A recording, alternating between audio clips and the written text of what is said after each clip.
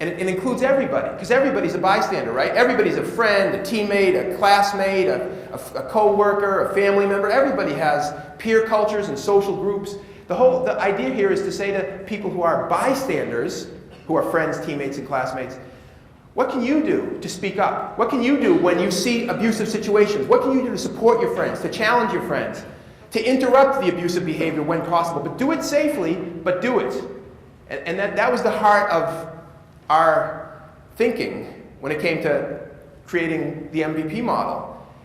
And my feeling from the beginning has been there's an awful lot of young people, men and women, boys and girls, who are not comfortable with the abusive behavior that we see around us.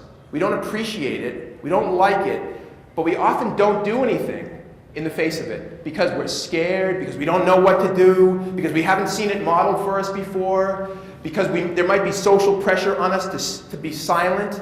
Because, you know, silence comes up over and over again when we're talking about bullying and harassment and abuse, doesn't it? And it's not just the silence of the victims. Because, again, a lot of people think, okay, victims are silenced by what's being done to them. And I appreciate that does happen. But you know what? Bullying and violence and harassment silences more than just victims. It silences people around the victim because they don't want to become a victim. And it silences people around the bully or around the abuser because people don't want to become the victim.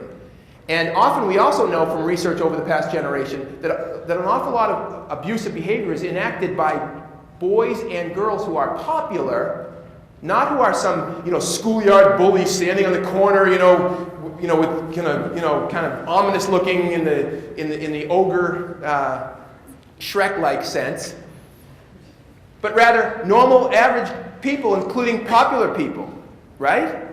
So oftentimes the person doing the bullying has some social power, and so people don't want to challenge the bully because they don't want to take a risk that by challenging the bully or the abusive person, they're going to somehow get it back on them. So what happens is an awful lot of silence as a result. And again, I'm convinced there's an awful lot of people out here, and out in the world who are good people, most people are good people, who just don't say anything, they don't do anything. So how do you get them to say something, and how do you get them to interrupt other people's abusive behavior?